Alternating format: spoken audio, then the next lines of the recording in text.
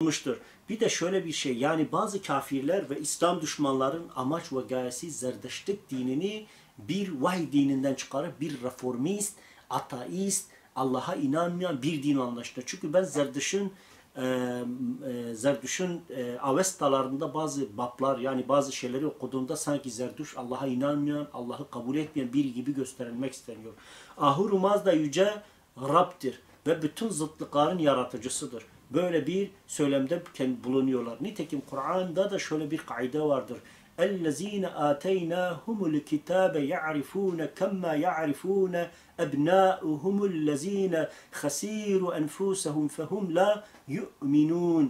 Kendilerine kitap verdiğimiz ümmetlerin bilgileri o peygamberi kendi öz evlatlarını tanıdıkları gibi tanırlar. Ama kendilerini acımayıp kendi kendilerine en büyük husrana uğratanların ta kendi uğratanlar ki iman da etmezler diyor. Allahu Teala En'am suresi 20. ayet-i kerimede aslında kendisilerine vahiy gönderilmiş bütün dinlere mensup olan Zerduşluk, aynı keza Hristiyanlık, aynı keza Yahudilik ve diğer vahiy dinlerinin hepsinin son peygamberin bütün özellik ve niteliklerini bildiğini, hatta kendi çocuklarını tanıyorcasına Muhammed Mustafa sallallahu aleyhi ve sellem'i bildiklerini ama buna mukabilen iman etmemekle kendilerini helak ettiklerini haber veriyor.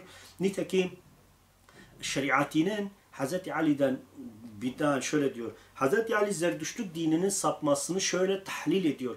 Zerdüştlük başlangıçta kitap ve risalet sahibi hak bir dindi. Açgözlü, güçlülerin ve zorbalığı destekleyenlerin elleriyle zamanla tahrif edilmiştir. Ve gerçekten şeriatı adı geçen eserin 216 sayfasında böyle diyor. Ve gerçekten de çok yerinde. Çünkü bütün dinlerin tahrif olduğu şekli budur. Zerdüştlük başlangıçta kitap ve risalet sahibi bir hak dindi diyor. Açgözlü, güçlülerin ve zorbalığa destekleyenlerin elleriyle zamanla tahrif edilmiştir. Ve nitekim Büyük İskender'in İran'ı fethinden sonra Avesta'nın yok edilmesi ve Avesta'nın bir daha yazılması neredeyse 850 sene sonra olduğu için artık din tamamen tahrif edilmiş, bozdurulmuş, tamamen hakim güç, iktidar ve din alimlerinin elinde heder olmuş durumdaydı. Hz. Peygamber sallallahu aleyhi ve sellem zamanında da daha sonralarda Zerdüştlük dini mensuplarına ehli kitap muamelesi yapılmıştır. Buhari Cizye 1, Muhammed Hamidullah'ın El-Vesikus Siyasiye'de 167'de, aynı keza Muhammed Hamidullah İslam Peygamberi 1. ciltte 382'de, Emin Ahmet Fecrul İslam'da 101'de bu şekilde dile getirmiş. Yani Resulullah sallallahu aleyhi ve sellem bazı komünist ateistlerin iddialarının çok dışında Muhammed Mustafa sallallahu aleyhi ve selleme gelen, yani Resulullah'tan bize ulaşmış olan Zerdeştlik dininin ve peygamberinin aslında vahiy dini ne mensup olduğunu, ehli kitap olduğunu ama insanlarca yok edilip tahrif edilmiş dinlerden biri olduğunu açık ve net olarak gösteriyor. Zaten görüyorsunuz ki Resulullah Aleyhisselatü Vesselam'la alakalı Avestalarda geçen bazı terimler ve söylemler de bu dinin aynen Tevrat, bu kutsal metinlerin Tevrat, İncil, Zebur gibi aslında hak olduğunu ama insanlarca yok edilip mahvedildiğinin açık bir delilidir. Düşünün ki Zerdüşt'ün bir peygamber, Avesta'nın bir kutsal kitap olduğunu düşünen bazı alimler bu kitaplarda Hz. Peygamber aleyhissalatü vesselam'la alakalı müjdeler bulmuşlardır.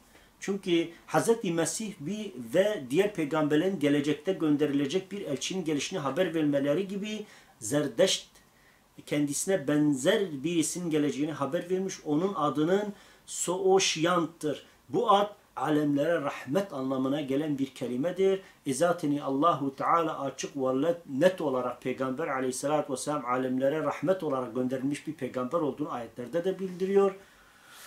Nitekim bak dikkat ederseniz onun temel özelliği astuat erata, yani bütün halkları tutan ve onları bir araya getiren, tek bir ümmet yapan anlamında da olduğunu, yani o peygamberin, son peygamberin özellikleri veriliyor. Nitekim bugün Kur'an'la birebir uyan bir söylemden bahsediyor. O bütün insanlara rehberlik etmek, onları ıslah etmek için gönderilecektir.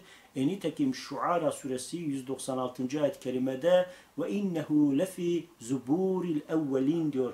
Kuşkusuz o kesinlikle öncekilerin zeburlarında da vardır. Zeburlar, şiirler veya söylemler veya yani ne diyoruz Bablar olarak tarif ediliyor. O Muhammed Aleyhisselatü Vesselam'la alakalı öncekilerin bakıyoruz Zerdüştlüğün kutsal metni olan Avesta'da da Muhammed Aleyhisselatü Vesselam'dan haber veriliyor. Bu da gösteriyor ki gerçekten bu dinin de vahye dayandığını, çünkü yeryüzünde var olan dinlerin çoğunun vahye dayandığını ama insan denilen mahlukat tarafından yok edilip mahvedildiği herkesçe malumdur. Nitekim Zerdüşt dininin kutsal kitabı olan Zend Avesta'da Sooşyant adında birinin geleceği ve bütün insanlara rehberlik edip onları ıslah edeceği ve putları kıracağı da müjdelenmiştir. Muhammed Hamidullah isimli yani İngilizce baskısında 375'te böyle diyor. Nitekim Saoşyant kelimesi alemler rahmet anlamında geliyor. Nitekim Enbiya suresi 107. ayet-i kerimede وَمَا اَرْسَلْنَاكَ اِلَّا رَحْمَةً لِلْعَالَمِينَ Biz seni bütün insanlık için sadece bir rahmet olarak gönderdik diyerek Allahu Teala Zerdeşt peygamberin Avestasında geçen terimin yani Suoşyant'ın kelime anlamında Kur'an-ı Kerim'de defalarca bu kelimenin kullandığını, onun alemlere rahmet olarak gönderilen bir Resul ve Nebi olduğunu, ki bu da şu anlama geliyor demek ki Zerdeşt peygamberin Avestasında geçen bazı terimler de gösteriyor ki Hz. Zerdeşt'ün de kesin büyük bir ihtimalle bir Resul ve Nebi olarak gönderildiğini, onun da tek din yani tek ilah anlayışı olan tevhid üzerine gönderildiğini ama maalesef yani hakim otoriteler güçlü olan kendi makam ve mevkisinin hesabını yapanların bu dini nasıl tahrif ettiği de gözler önüne girmiş oluyor. Nitekim yaşlı 13'te %29'da putları kıracak olan Saoşyant'ın herkese alemlere rahmet adında biriyle keza Astuat Erat'ı halka ayağa kaldıranın geleceği önceden haber verilmiştir. Ki Maitraya merhamet, rahmet ve sevimli anlamına gelir. Nitekim Resulullah sallallahu aleyhi ve sellemle alakalı herkesin kullandığı bir terim nedir? Muhammed aleyhissalatü vesselama her onunla oturanın ona karşı bir sev. Andolsun ki size kendinizden bir Resul geldi. Sıkıntıya düşmeniz ona ağır gelir. O size düşkün, müminlere şefkatli ve merhametlidir. Tövbe suresi 128. ayet-i kerimede bakın dikkat ederseniz onların Maitraya kelimesi yani Avesta'da geçen putları kıracak, Sooşyant alemler rahmet olarak gelecek, aynı keza Astuat Erata halka ayağa kaldıracak olan Maitraya isminde yani merhamet, rahmet, sevimlilik yani şefkat sahibi bir kimse gelecek. Nitekim andolsun ki size kendinizden bir Resul geldi. Sıkıntıya düşmeniz ona ağır gelir. O size düşkün, müminlere şefkatli ve merhametlidir. Tövbe suresi 128. ayet-i kerime. Bu da direktmen Zerdüştlük dininin Avesta'da zikredilen o peygamberin özellikleri olarak da net olarak Kur'an ayetiyle açıkça bildirilmiş. Kadir-i mutlak Allah peygamber Zerdüşt'te Avesta'da şu sözlerle hitap etmektedir. Müslüman sahabe arasında en güçlüsü ey Zerdüşt, asli şeriatına bağlı olanlar ya da dünyayı restore edecek olan henüz doğmamış Saoşyant'tan olanlardır. Fervadin Yaşha 17'de veya Vidyarti adı geçen yani tabiri caizse Avesta'nın 21. sayfasında bu şekilde söylüyor. Burada iki açık müjde vardı. Bir, Zerdüştlüğü yenileyen birisinden bahsedilmesi, bizzat Hz. Muhammed adının geçmesi. Hz. Peygamber bütün dünya dinlerinin ıslah edici ve dine yeni bir soluk vermiş ve bu din sahabe aracılığıyla dünyanın birçok ülkesine yayılmıştır. Nitekim Vidyarti Avestan Vidyarti'de 21'de geçen de budur. Yani adı Avesta'da adı Muzaffer Soğaşyan Astuat Erata olan o bedenli bir varlık olarak putperestlerden gelecek bir tahribe karşı duracaktır. Fervadin Yaşha'nın 129'da naklettiği aynı keza Vidyarti Avesta'da 21'de bu şekilde bir ifade kullanılıyor.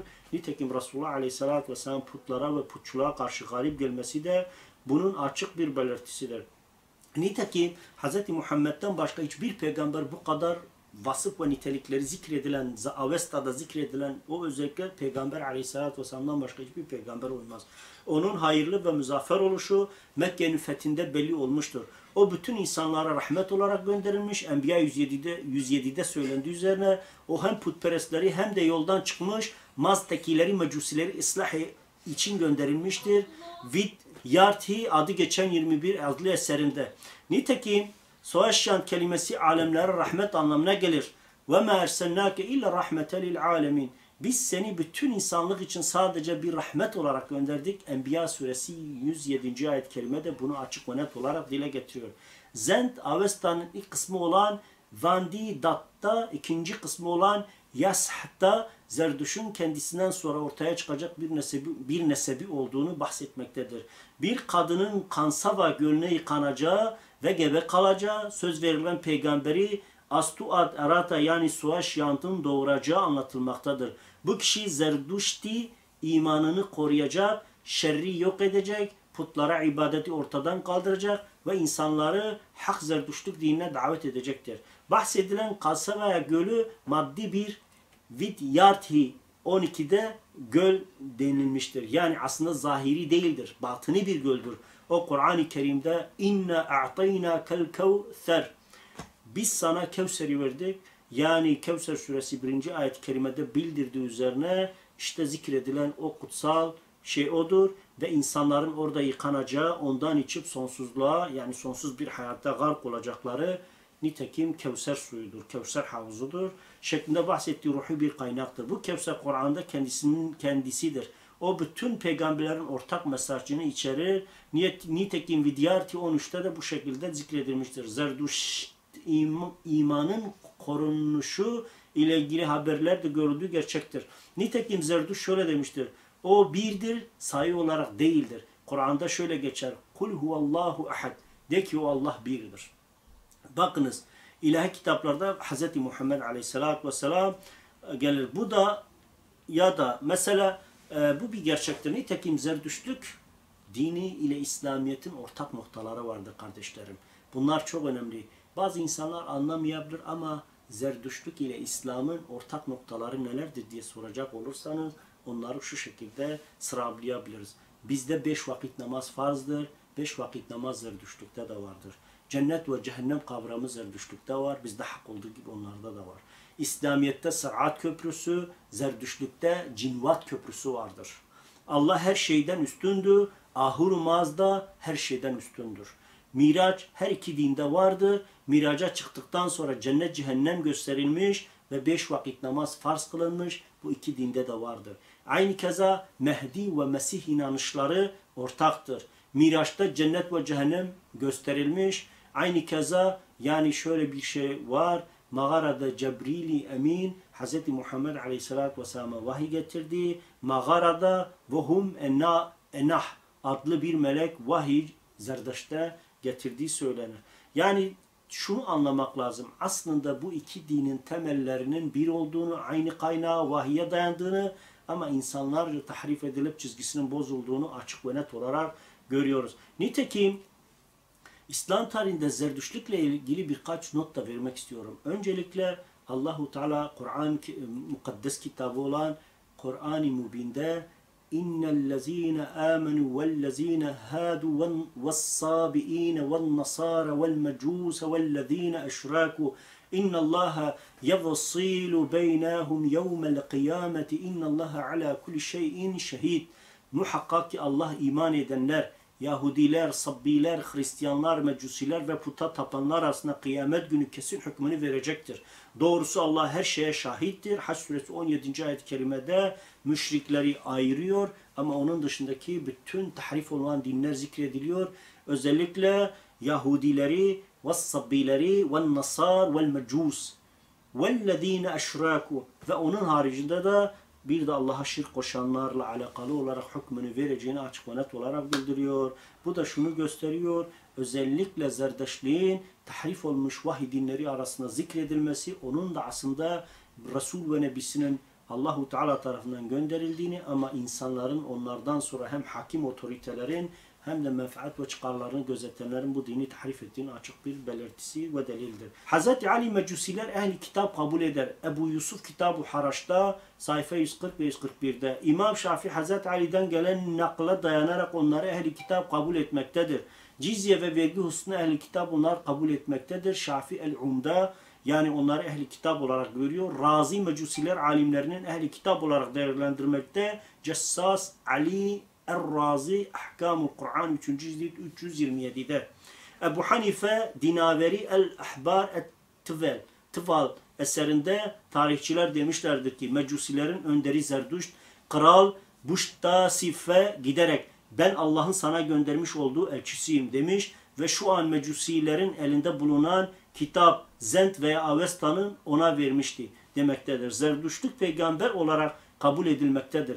Nitekim Şehabettin Söhreverdi Zerdüşt'teki ilah nurların nurudur. Nurul Envar ışığının kaynağıdır demektedir. Muhammed Şehrozeri, Molla Sadra gibi yüzlerce ehli irfan ve Müslüman onu bu konuda yolunu takip etmiş. Başka bir örnek de Şehristani'dir. Şehristani der ki meşhur eserinde Zerdüşt hakkında şunu söyler. Zerdüşilikte vahye inanmak vardır. Tıpkı Yahudilik ve Hristiyanlık dinlerinde olduğu gibi tek ilahlı bir dindir. Zerdüştlük ehli kitaptandır ve ahirete inanırlar.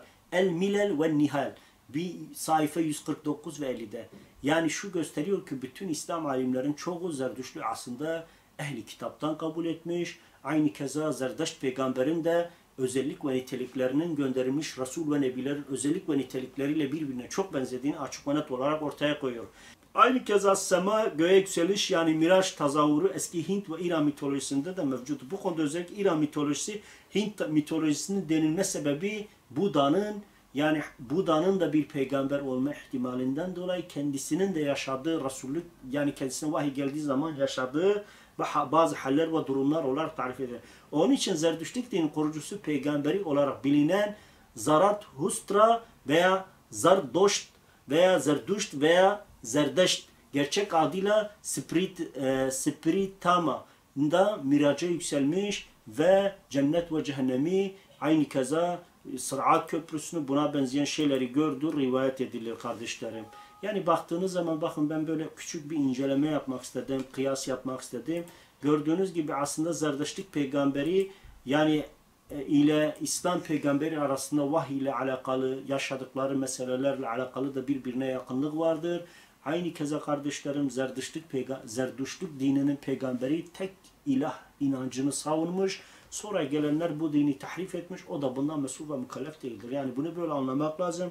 Yalnız şu bir gerçek ve hakikat. Zerdeşt peygamber Kürt halkından bir peygamberdi. O Hz. Nuh Aleyhisselam'dan sonra Hz. İbrahim Aleyhisselam'dan önce gelmiş. Kendisine de Allahu Teala vahiy indirmiş. Avesta dediğimiz kutsal metinler indirilmiş. Nitekim Büyük İskender'in işgalinden sonra yani İran'ı Aryan ülkesini işgalinden sonra bu Avestaların 16.000 öküz derisine yazılmış olan Avestaların kaybolduğunu ve tabiri caizse kaybolduktan 650-800 yıl sonra yeniden yazıldığını ve tahrif edilmiş halde yazılıp bu şekilde bu dinin yok edilip bozdurulup tahrif edildiği de mutlak olarak dile getiriliyor. Ama o kutsal metinlerde gelecek olan son peygamberin alemlere rahmet olacağını, putları kıracağını ve yeniden tahrif edilmiş bak demek ki Allahu Teala Zerdeşt peygambere de dininin tahrif edileceğini haber vermiş ki tahrif edilmiş olan Zerdüştlük dinini yeniden ihya edip dirilteceğini haber verdiği Resul ve Nebi Hz. Muhammed Aleyhisselatü Vesselam'dır. Onun için komünist ve ateistler öyle Zerdüşt bir filozoftu, bir felsefeciydi. O Tanrı tanımaz, Allah'a harp ilan etmiştir, sonra dinleştirildi gibi böyle söylemleri hepsi batıldır. Biz onlara ehli kitap diyoruz. Kur'an-ı Kerim'de ehli kitap olarak tahrif edilmiş vahiy dinleri arasında Rabbül Alemin'in Zerdüştlüğü zikretmesi bile bunun aslında bir peygamber ve nebi olduğunun açık bir delili ve kanıtıdır.